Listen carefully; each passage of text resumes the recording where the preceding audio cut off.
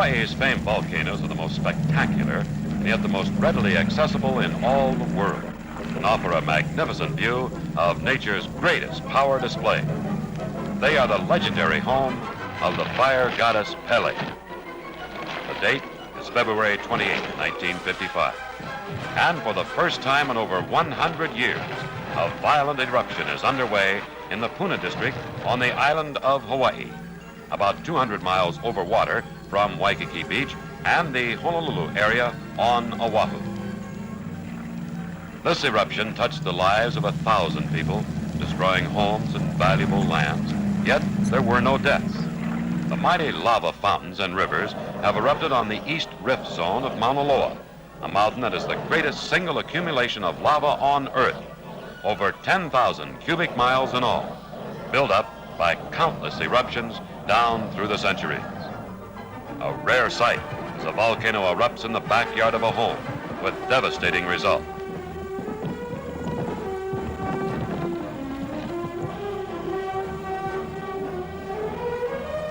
Lava boulders as large as a house are carried along in the crest of the river. These are formed by large sections of crater rims breaking off, or maybe a portion of a lava river bank, which has been undermined. Hawaii's volcanoes have a fascination for all. It is quite true that the natives and tourists alike run to and not from the eruptions. Yet they all have a deep respect for the fire goddess Pele, who, according to legend, is responsible for the volcanic activities, for they will occur whenever she returns to one of her many homes on the slopes of Mauna Loa. The lava rivers that flow over the land cause most of the damage. They may move swiftly, or they may just inch along, but nothing can stop their forward march.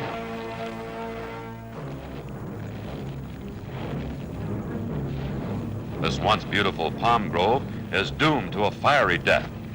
The soft rustling of the trade winds through the palm fronds has forever been stilled by the incinerating power of the lava flow. Each tree dies with majestic grace.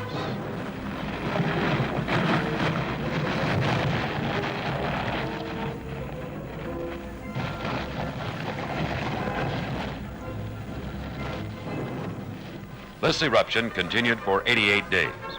One of the lava rivers soon reached the ocean and formed a fire fall.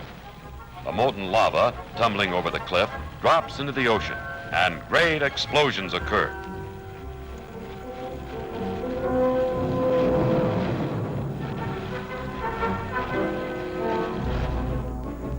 This is visual evidence of how the islands were formed, for as the lava cools, it now becomes a part of the land, slowly adding more and more shoreline.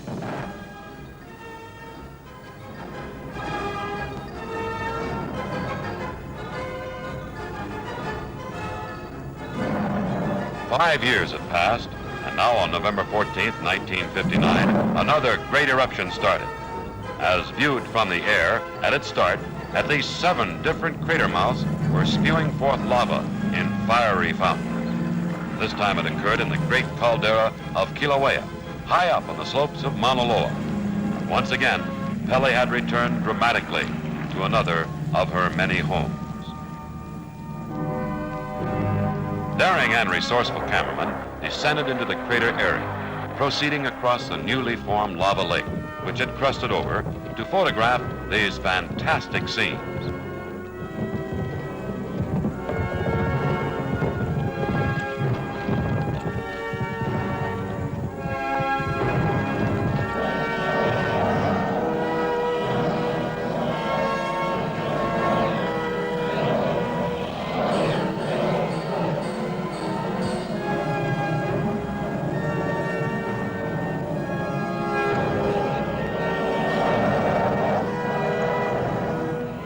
Note how this huge lava boulder has formed a perfect image of the head of Pele.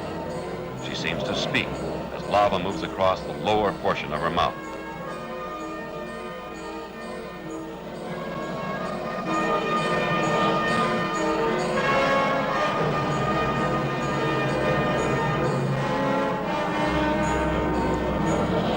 Carter amateur award-winning volcanic photographer moves in for a close-up shot.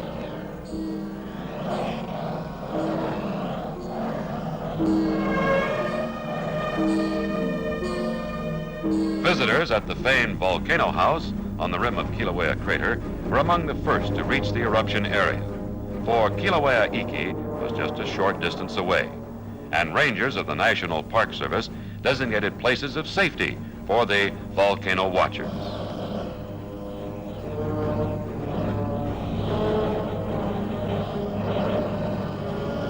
Three days after the start, the eruption again gained in fury, and fountains spurted to a height of 1,150 feet. In a week's time, the pool of lava in the crater was 300 feet deep, and it buried the vent from which the fountain had been spurting. This action continued unabated through a series of 16 eruptive phases, each lasting from 2 to 32 hours of light.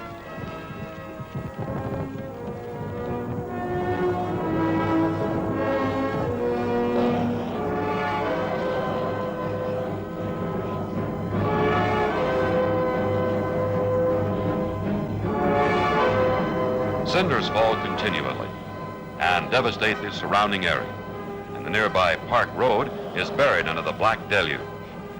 Activity goes on, and at one point, a record fountain height of more than 1,900 feet was recorded. This resulted from an unusual amount of gas present in relation to the amount of liquid lava coming out. Great whirlwinds are generated by the intense heat and swirl upwards in menacing cycles.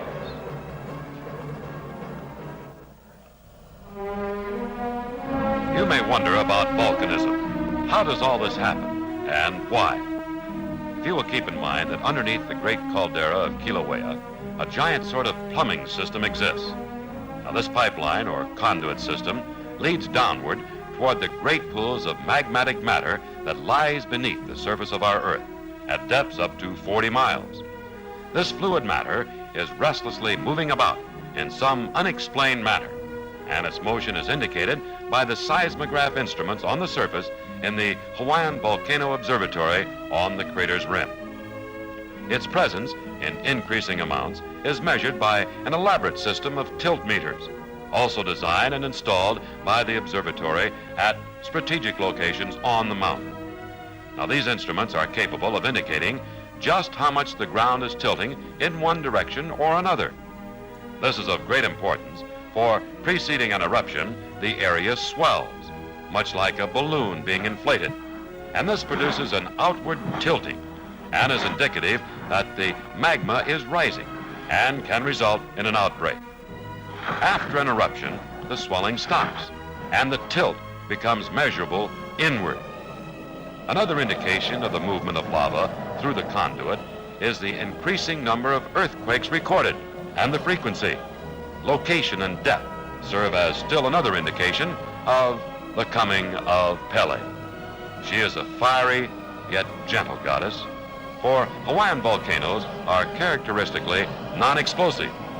The lava is of high fluidity and of low gas content. Thus it escapes in the form of fountains without undue explosive violence.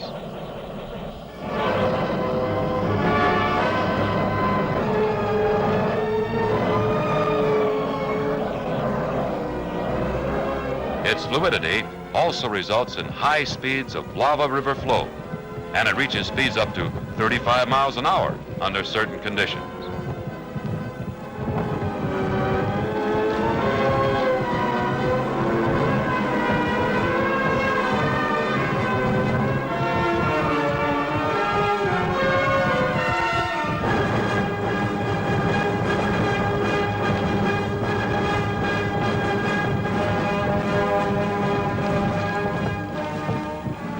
Before Kilauea Iki died, it had built a conical hill 150 feet high and had left a pumice blanket 5 feet deep, half a mile from the vent.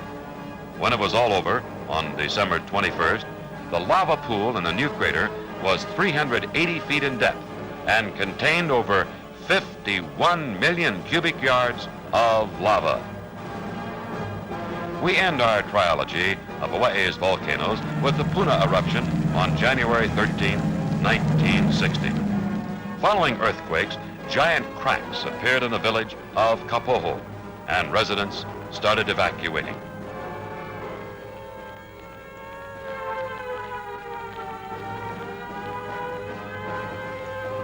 At 7:30 p.m. in the valley, just behind the town, the eruption started from a rift a mile long.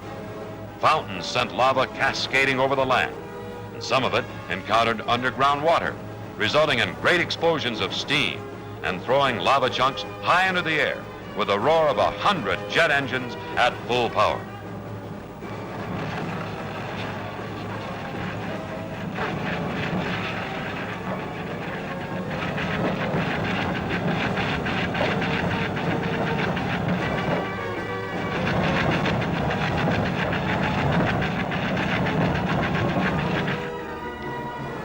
The stores of the village of Kapoho were hastily abandoned as the fountains danced in the nearby valley and cinders poured over the area. The lava rivers headed down toward the ocean a short distance away. But first, they crossed the papaya groves, leveling them.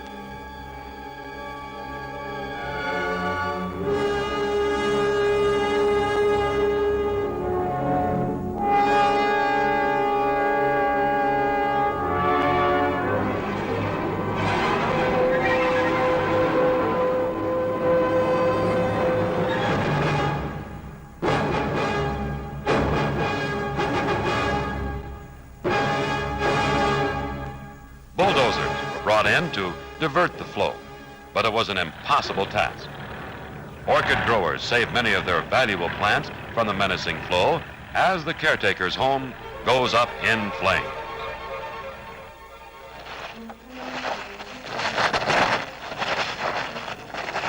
On and on it moves relentlessly, and a giant stand of palms falls victim to the searing heat.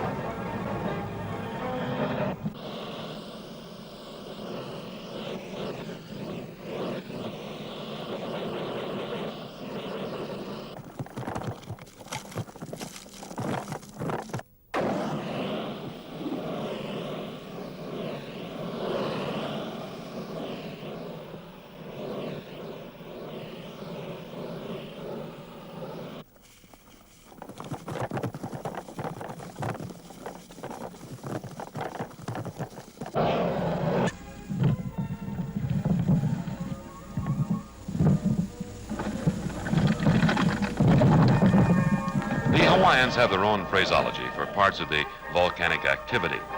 When a lava river separates into two parts and then again reunites, it leaves a piece of land, much like an island. This is called kipuka. And there are many of these on the slopes of Mauna Loa. A smooth, ropey or billowy type of lava flow has an equally smooth-sounding name, pahoehoe. The rough, spiny and pebbly surface of lava, which is difficult to walk on, is called a'a. While not all visitors are privileged to witness an actual eruption, there are many places where volcanic manifestations are evident. The great sulfur banks near the Volcano House can be inspected at close range. One may stumble across a real find, a piece of olivine, sort of a volcanic diamond, or maybe a lock of Pele's hair, or explore a lava tube like Thurston's, where you may walk through a lighted tunnel in which liquid lava once coursed in centuries past.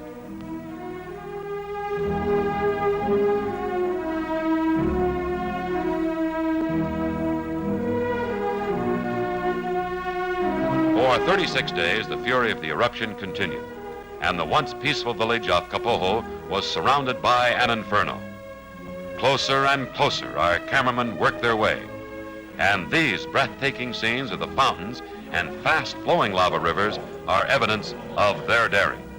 For remember that the temperature may reach 2,100 degrees Fahrenheit, and the surrounding air is superheated to an extreme degree. But once the volcano bug has bitten you, you're attracted by the magnetic presence of Pele.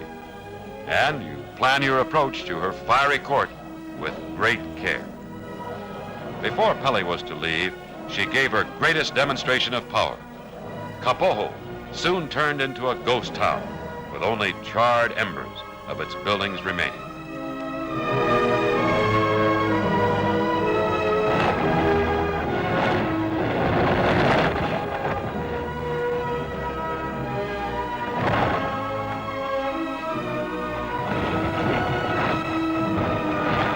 It is only on the island of Hawaii that Hawaiian volcanoes are active in our time, and its main cities have been built with respect to the possibility of eruption. Pele takes away, yet she also gives, and her sweeping lava flows enter the ocean to form new land along the coastline of Hawaii. The hot lava is cooled by ocean waves, and vegetation soon starts. Before many months, the tiny lichen and ferns have found root, starting another life cycle on the ever-growing island of Hawaii.